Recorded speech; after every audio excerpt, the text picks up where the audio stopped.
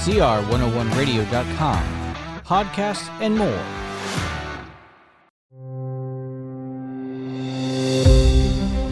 The Chalcedon Foundation presents Ancient History and Christianity, Part 1, Part 4 of R.J. Rushdoony's lecture series, A Christian Survey of World History.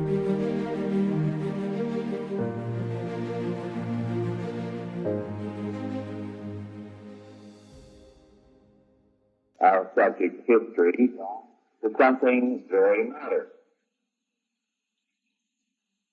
It has to do with a Scotch recipe. Now, I think this recipe will be amusing to hear about. I'm not saying this to poke fun at the Scotch, as you'll see when I finish, because after all, being married to a Scotch girl, it would hardly be very wise for me to ridicule the Scots. And besides, I think they're a pretty wonderful and a remarkable people. But there's a point in this with regard to history.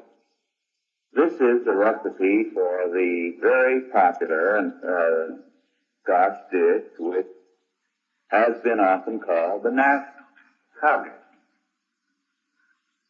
Haggis is something perhaps you've never heard about. After you hear about it, you may be glad that you never did.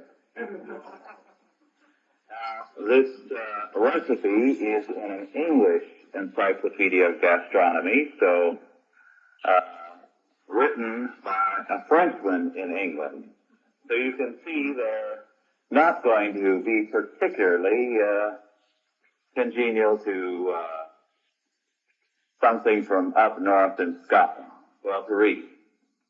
Haggis, the popular Scots dish, named by Burns, great chieftain of the Puddin' race. It is made of the heart, lungs, and liver of the sheep, hashed or finely minced, about a quarter of the liver being grated, with suet, onions, oatmeal, salt, and pepper. The whole is usually sewn up in either the large stomach bag or a smaller one called the king's hood of the sheep, well cleansed. As a rule, one does not attempt to make a haggis. One just buys a haggis and does not inquire too closely as to how it was made. A Bath haggis must be simmered in all but boiling water long enough to be thoroughly hot and steaming. When a split is made in the pot, for a large tablespoonful, so a tablespoon previously dipped in boiling water to be inserted and the haggis scooped out. It is usually served wrapped up in a stiffly starched napkin to cover the none too appetizing bare look of the sheep's stomach.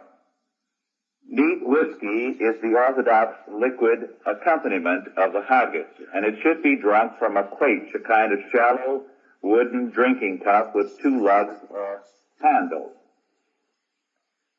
Edward Spencer tells in Cakes and Ale how haggis was introduced into Scotland by the Romans, who made it by filling a pig's boiled stomach with fry and brains, raw eggs, and pulped pineapples, seasoned with a disgusting decoction called liquamen, based on putrefied intestines of fish mixed with spice and wine.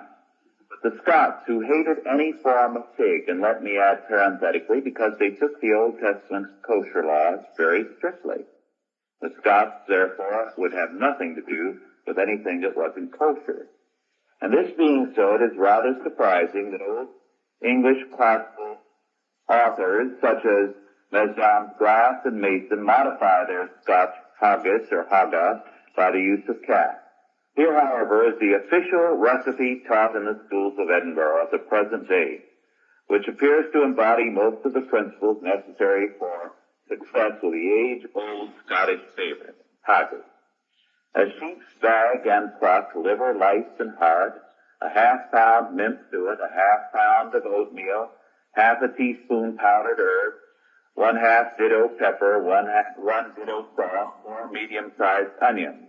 Wash the bag in cold water, scrape and clean it well.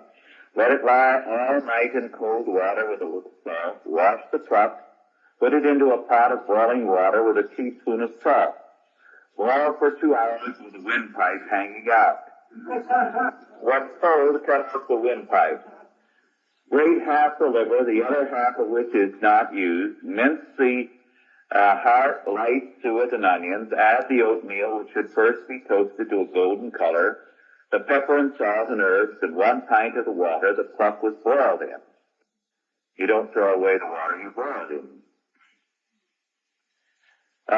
Place the mix well. Fill the bag rather more than half full of the mixture. Fill it up. Place the haggis in a pot of boiling water and boil for 3 hours, cooking it occasionally to keep it from bursting. Serve very hot with mashed potatoes and turnips and, of course, a quaich. That's the wooden bowl with whiskey. It has been recently stated that this creature can be used whole or uncut to boil with a thick vegetable and water stew, making a nutritious soup. It can then be cut open and either eaten as a vegetable or as a meat course. What is left is cut in slices and fried instead of bacon for breakfast. And the remains put in pastry cases make useful savory. The case which holds it is tight, so every bit but the string is edible. What is the national dish?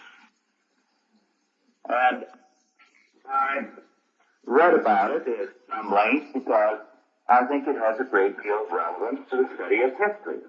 You can go across the face of the earth and find that in bygone years, when food was scarce and times were difficult, other people had similar dishes.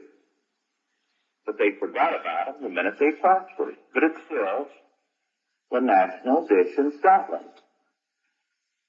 And it has something to do, of course, with the character. There's nothing wasted, you see, of the sheep when they butcher it. Everything is used, except the string with which the thing is sewed up. Now, of course, this goes back to character. After all, a Scotch proverb is that you need salt in your porridge. In other words, you don't put sugar in your porridge. That spoils the person. It makes them soft. You put salt in your porridge. So adversity is something, and they like, and luxury, such as sugar, is something they dislike.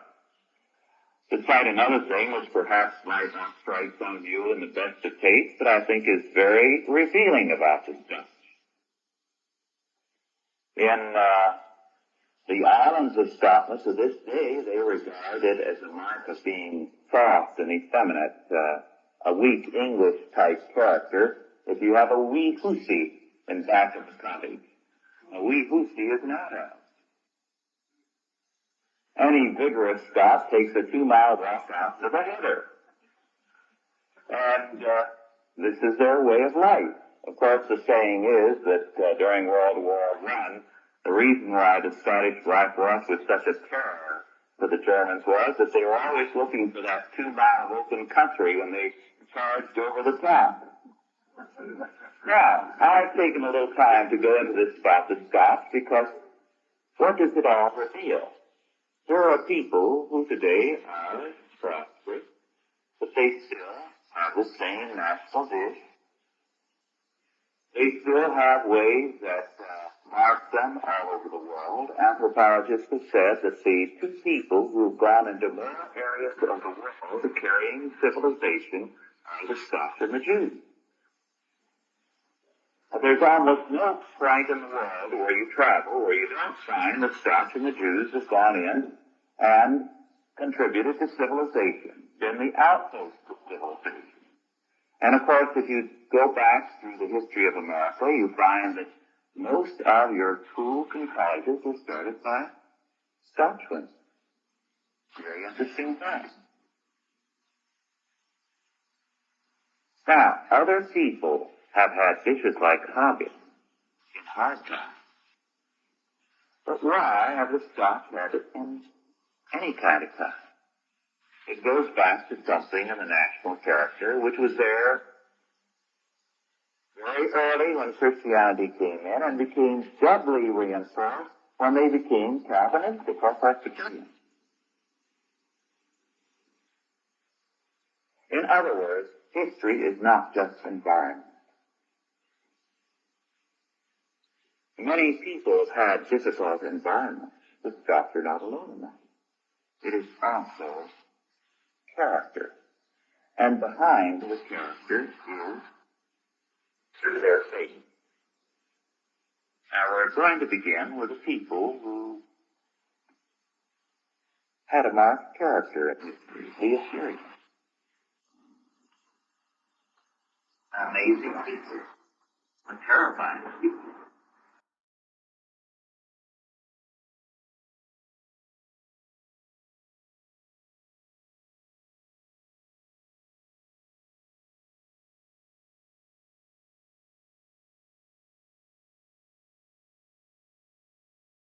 They were never numerically strong. They were a small handful of people. And yet, they dominated the world in the 4th century. They first rose to power, about a couple of centuries before David and Solomon. There was a period there during the reigns of David and Solomon when their power more or less waned for a brief time, but then it arose again immediately after Solomon. And it continued for several centuries after. They were a terrifying people, warlike to the nth degree, given to terrorizing people. Now, in our text, I described some of their practices. You could go through the inscriptions that the Assyrian monarchs left, and also the records of other people, and you find why they were a terror to the world of their day. If the people would not submit immediately when they would tell them, submit to our power and become a tributary people, or else they would go in and raze their cities to the ground. They would behead the men, one after another, and leave a mountain of skulls. A mountain of skulls. Thousands and tens of thousands of skulls. And they would take the leaders, the king and his counselors and others, and skin them alive before they executed them. No wonder that they became a byword for terror. This was their way. It was an aspect of their national character. Now, there still are some Syrians. 50 to 100,000 of them. That's all. They have been now for centuries a Christian people. And they're a very mild, kindly people today. Their previous faith made them a particularly warlike and ugly people. Now they are a particularly kindly and superior people. There are a few colonies of them in California. They have a church or two in the San Joaquin Valley. I believe there is, or there used to be, a church, a Syrian Presbyterian church in Sherlock, and one or two adjacent areas. The Assyrians, a very powerful people, but numerically very strong, dominated the world for a long time, both because of their character and also because of their terror. But their character, their discipline was enormous. And their military discipline made them something to reckon with wherever they went, because it took only a very limited number of Assyrians against the enemy to overthrow them. Let's turn now to the religious side of the Assyrians. Turning to one of their ancient inscriptions from Pritchard's ancient Near Eastern text, we have the statement of one of their monarchs, from Shalmaneser III, who dates from 858 to 824. I am Shalmaneser, the legitimate king, the king of the world, the king without rival, the great dragon, the only power within the four rims of the earth, the overlord of all the princes, who had smashed all his enemies as if they be earthenware, the strong man, unsparing, who shows no mercy in battle. Now that's how he identifies as the merciless one.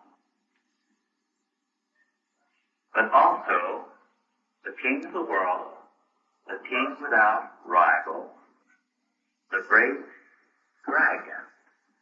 And the footnote makes it clear that the meaning of this as utum dam means giant snake, which is a very interesting thing. And of course, it doesn't take more than a moment's reflection to understand the significance of that. After all, what is Satan called over and over again in Scripture? The serpent. And even in Revelation 12:9, we have this designation at the very end of Scripture. And the great dragon was cast out, that old serpent called the devil and Satan, which deceiveth the whole world. Very clearly. You see, the Assyrian monarchs, in calling themselves the great dragon, saw themselves as the incarnation, as it were, as the presence in the world of Satan. But not Satan as we see him, as the enemy, but as the great liberator of mankind. Let's turn over to another inscription from ancient Syria. This is from Adad Nerari III, 810 to 783. Adad Nerari, great king, legitimate king, king of the world, king of Assyria, a king whom Asher, the king of the Achaeans, that is, the superior god among gods, had chosen already when he was a youngster, entrusting him with the position of a prince without rival, whose shepherding they made agreeable to the people of Assyria, as is the smell of a flax of light, a king whose throne they established. Calls himself the shepherd of Assyria. Now the word shepherd in ancient times meant God. God is the shepherd of men. And this is why God speaks of himself as the shepherd of Israel in the Old Testament. When our Lord said, I am the good shepherd and I know my sheep, he was saying, I am God. They knew it. This is why they said he makes himself to be a God. What does Adad Nerari call himself? The great God, who is like the plant of life or the tree of life. Now, do you see something from the faith behind Assyria? Yeah. The bringer of life to mankind, the liberator of man, Satan. The kings of Assyria as the great dragon, the liberator, the bringer of life and freedom to man. Like the tree of life or the plant of life. In other words, pagan religions were satanic imitations of true religion, whose design was to lead to the city or kingdom of man as against the kingdom of God, to regain Eden by means of God. And change and chaos were seen as the ways to progress and freedom in earth. The kings, therefore, as the representatives of the great serpent, were waging a revolution against God, the tyrant, and using chaos as a way to order without God. I pointed out in the text how they saw the world as an evolving world order, and the king or ruler who was at the top at any one point would be, for the time, the representation, the manifestation of the power of the universe, the great dragon. And for this purpose, everything was to be brought under him as the liberator of mankind. This is why the Assyrians, who had the dream of a one world without God, would take people forcibly out of their homeland and scatter them throughout their empire so that they would break down all nations. And this is what they did to the northern kingdom, Israel. They took them and they scattered them throughout the empire, hoping that they would forget their language, they would forget where they came from, they would intermarry with other people and would be lost. And of course, many of the nations disappeared under this policy, which both Assyria and Babylon practiced. I mentioned the serpent. He appears very often in ancient religion. As a matter of fact, you can see him today as a survival. After all, what is the emblem used by doctors? Not one in a million knows what it means. But a staff with serpents around about it. The tree of life with a serpent. And what does it mean? Why, it has reference to the healing God, supposedly. Well, why is the snake the healing God? Because the snake the serpent delivered man from God. And the Greek word for that God is Asclepio, which means the instructing snake. And the Latin form of it is Asclepius, the man instructing snake. That's the original and older form. The man instructing snake. He who instructed mankind in the way of health, in the way of freedom, in the way of liberation. Now going on next to Babylon. Babylon had a similar policy as Assyria, forcibly moving people, trying to create a one-world order. But their policy was not quite as ruthless as the Assyrians. If you believe, as the Assyrians and Babylonians did, that everything was originally chaos, and the world must continually change and be regenerated by chaos. Chaos is the way to regeneration or revolution. Acts of chaos, perversion, and so on, as the way to get a charge, as it were. That means that there's no certainty. Because to get ahead, you have to have chaos. Now, if you're trying to build something that doesn't give you too much security, and this is why I included in the text a very interesting prayer on page 25 of Nebuchadnezzar. Now, the name Nebuchadnezzar is the Babylonian form. The Hebrew form of the word is Nebuchadnezzar. The difference is an N and an R in the two languages. Now, Nebuchadnezzar prayed, page 25 of first quotation. O Marduk, my Lord, do remember my deeds favorably as good deeds. May these my good deeds be always before your mind, so that my walking in Ephesus and Ezita, which I love, may last to old age. May I remain always your legitimate governor. May I pull your yoke till I am sated with progeny of children. May my name be remembered in future days in a good sense. May my offspring rule forever over the black head. Well, when he wrote this, there was not a hint of any country having any chance of standing up to him. And yet the fearfulness of that prayer. Of course, this is the way they all felt. Fearful and uncertain. Because its life is continual revolution, chaos. What hold it there for what you did? It's the establishment today. So tomorrow, the revolution against you. And of course, this is the position of our modern revolution.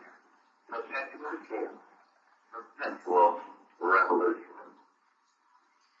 And of course, his son-in-law, Nabonidus, who succeeded him, who was the father of Belshazzar. Later down on the page 25, he describes his own rise to power when he is made king. They carried me into the palace and all prostrated themselves to my feet. They kissed my feet, greeting me again and again as king. Thus I was elevated to rule the country by the order of my Lord Marduk. Therefore I shall obtain whatever I desire. There shall be no rival. And of course there was none for many years. But, you see, it's a basic phase of a people's revolution. How are you going to stand up to revolution? The chaos. You will be fighting, as it were, against yourself, because what you believe in is in chaos. And if there's a revolution against you, if you're a revolution, how are you going to stand? And as a result, there was always this uncertainty.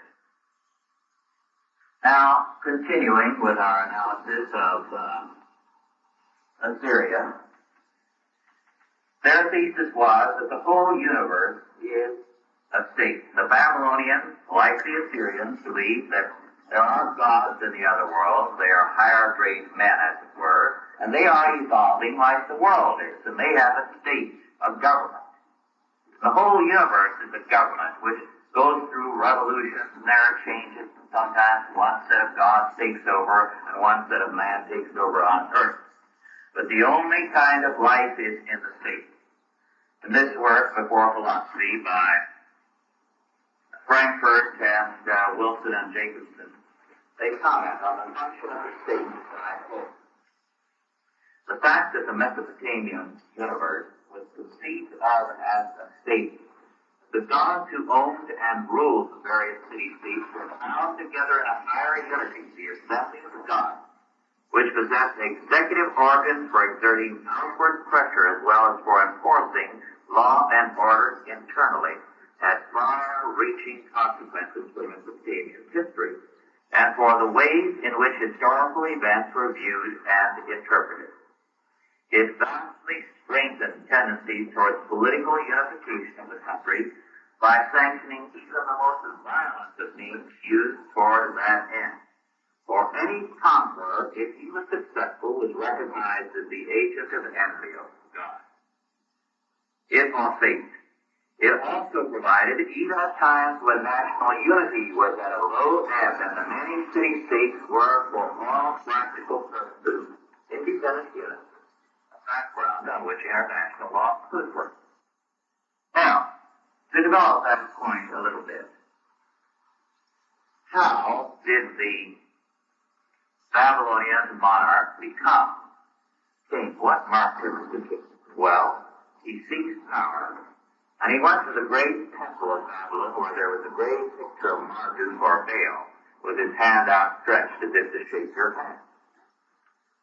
And the one who gained the power went up there and shook Baal or Marduk's hand to say, I have now cometh and come.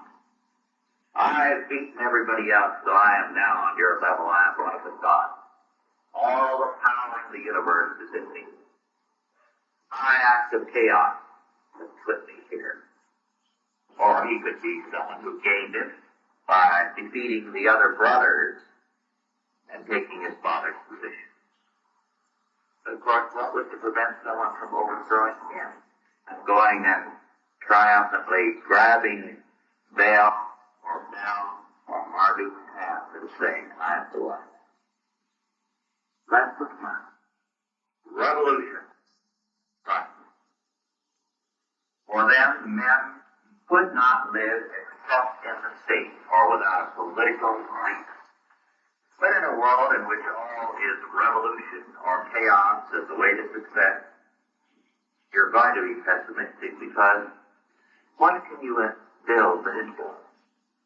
The very fact that it has endured for a while is a sign that it's no good anymore. It should be overthrown.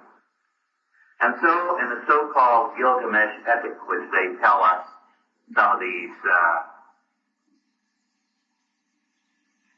frauds who talk about the Bibles of other religions, this is the Bible of the peoples of Mesopotamia.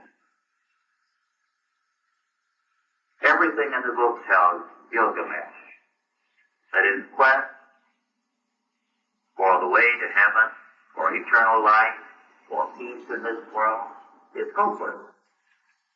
Listen to this passage from the Gilgamesh. Gilgamesh, whither are you wandering? Life which you look for, you will never find. For when the gods created man, they let death be a share, and life withheld in their own hands. Gilgamesh, fill your belly day and night, make merry, let days be full of joy. Dance and make music day and night, and wear fresh clothes and wash your head and face. Look at the child that is holding your hand, and let your wife delight in your embrace. These things alone are the concern of men.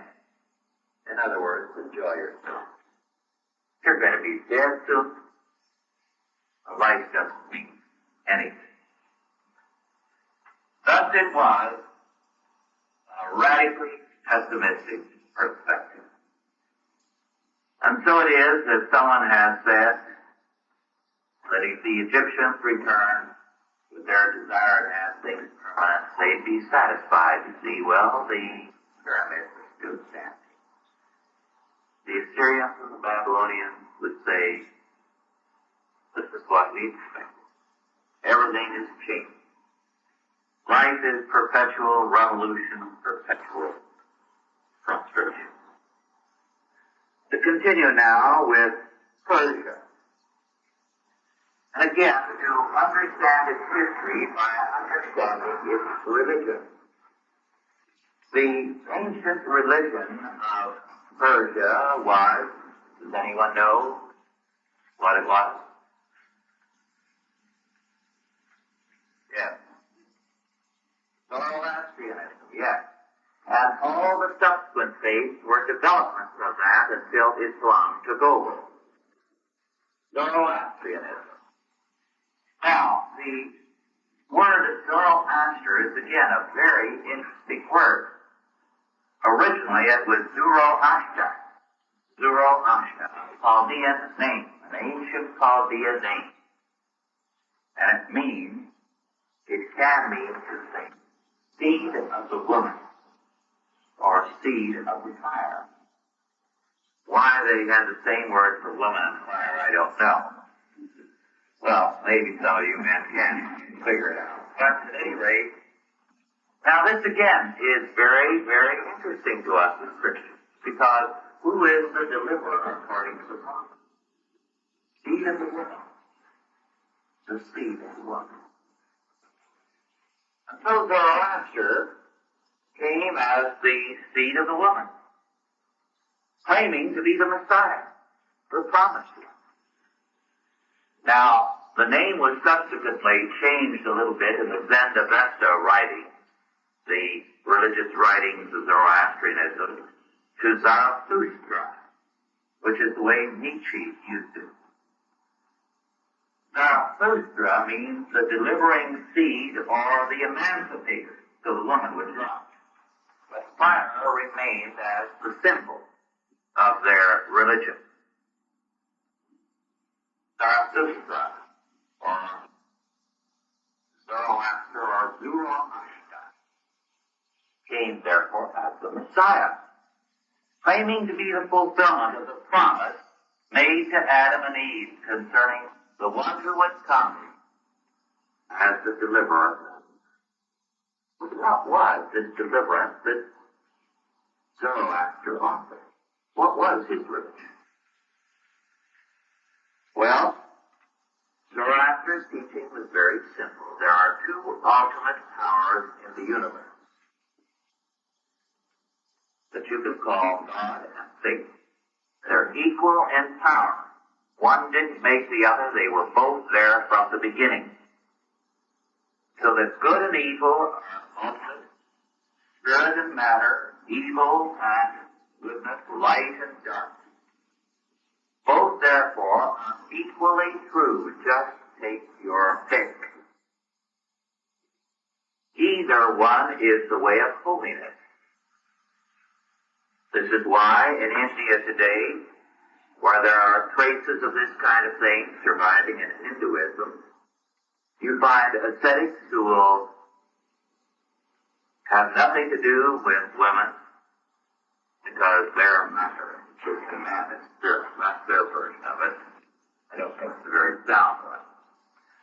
And therefore, they have nothing to do with women representing the material, the sensual world. They will have almost nothing to do with food, just barely enough to stay alive. They will withdraw and contemplate things of the spirit. But there are others who are equally holy, who have nothing to do with anything of the spirit, who will give themselves over day after day, and they will have monasteries and convents for these people. Buddhism has them also, where all they do is practice various sexual rites and perversions. Day after day after day, it's been called by one scholar games of musical chairs, only with sex. This is the way of holiness for them, because you can serve either one. They're both equally true. What does this lead to? Well, you're basically tolerant of both, aren't you?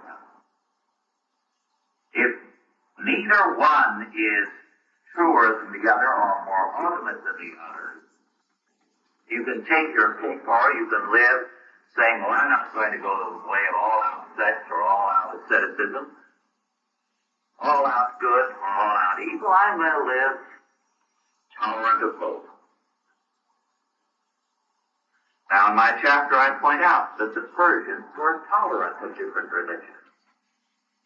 It was the Persians, when they overthrew Babylon, that permitted Ezra and Nehemiah to go back to Jerusalem and to rebuild it. And they were very kindly about their religion. Why? Well, this is a matter of religious faith and policy with them. If everything is equally true, you can be tolerant of everything. So the Persians followed this kind of rule. And they were, in a sense, far more successful than the Assyrians and Babylonians in blending all the different peoples into one empire. As a matter of fact, the Greeks themselves, who were under Persian rule, were not happy when Alexander the Great overthrew Persian rule in their area, because the Persians were so tolerant of everything. And of course, this tolerance led in most of these religions to syncretism. Syncretism means merging things. A smorgasbord kind of religion. Go through and take your pick. Whatever you want. A little dib of this and a dab of that. Whatever looks good in all these things.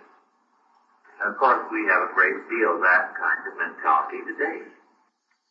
Because again, today, the attitude is very much like that of the Zoroastrians. That, well, there's good and evil in the world, and they're a part of life, and you tolerate all of it. So you have a total toleration of everything, except that which says you should not tolerate.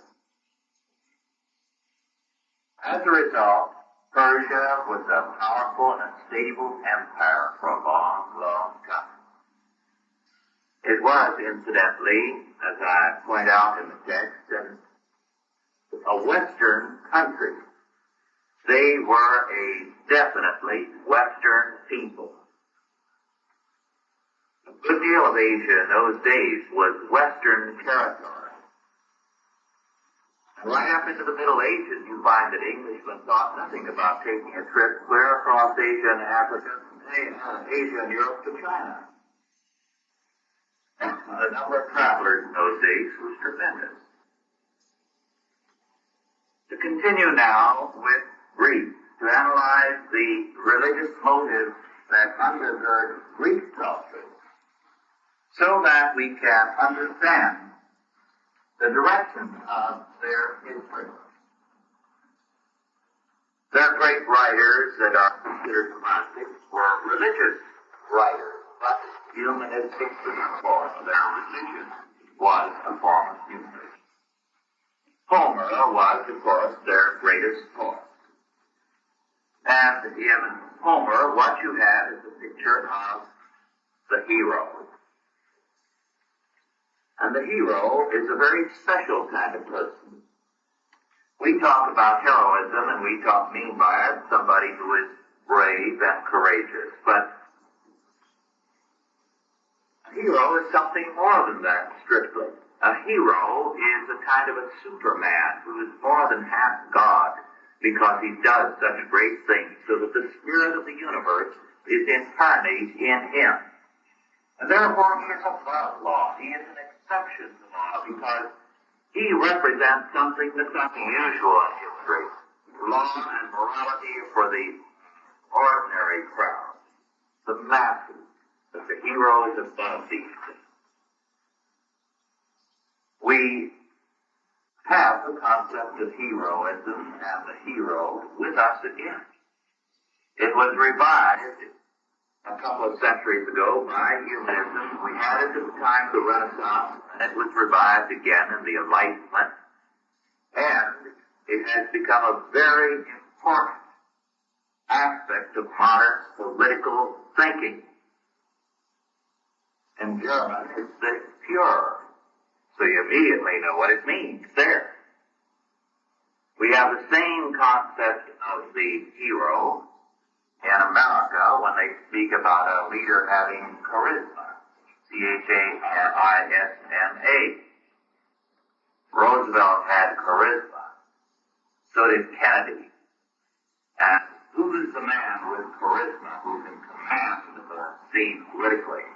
And we are told that Muskie has charismatic quality. And of course, the word is charisma, christening. It has a messianic connotation. It has a connotation of power from above. A kind of supernatural power, a Superman. So that Homer, portraying the hero for us, is portraying a religious figure. And today, as people again, very much Hellenic in their thinking, very much influenced by Greek culture, the great homeland of humanism, as it were, again looks for the charismatic leader, for the Führer, for the great dictator like Stalin, for the person who will stand out and be above law. Therefore, will lead the people into the new Garden of Eden. Now, to pass on to some of the other great writers of Greece, so that we understand Greece through them. There are three great dramatists, were Aeschylus, Sophocles, and Euripides. And of course, what they wrote basically was tragedy. Tragedy is a non-Christian, and we might say very, very definitely an anti-Christian form of art. Why? Because the essence of tragedy is that man is a pawn in a perverse universe, where the unrelenting fury of the gods awaits all who offend the gods, even though they may do it all unknowingly. The death is death. Things are hopeless. No matter what you do, you're guilty, and the gods are going to take it out on you, the powers in the universe. In other words, it's a perverse universe. Now, I brought the tragedies of Sophocles with me to give you an idea of this. Sophocles was perhaps the greatest of the three, and his greatest works are those that deal with the Oedipus story.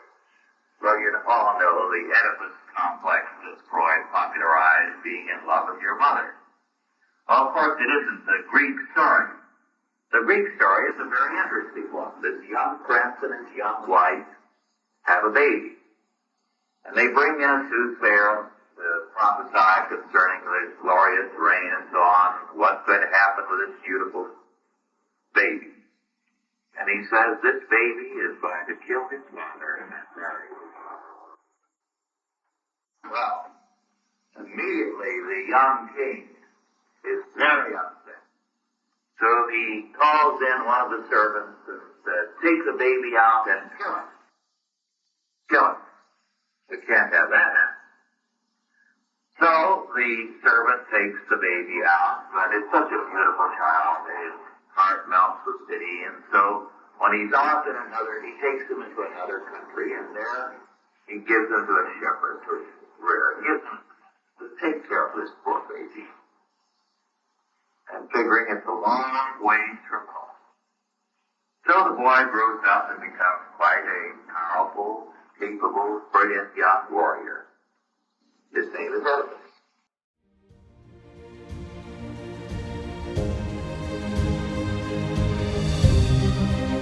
This has been a Chalcedon Foundation production, produced by Grace Community School and Nicene Covenant Church. If you enjoyed this lecture, be sure to visit chalcedon.edu for more lectures and series by R.J. Rushdoony and the Chalcedon Foundation.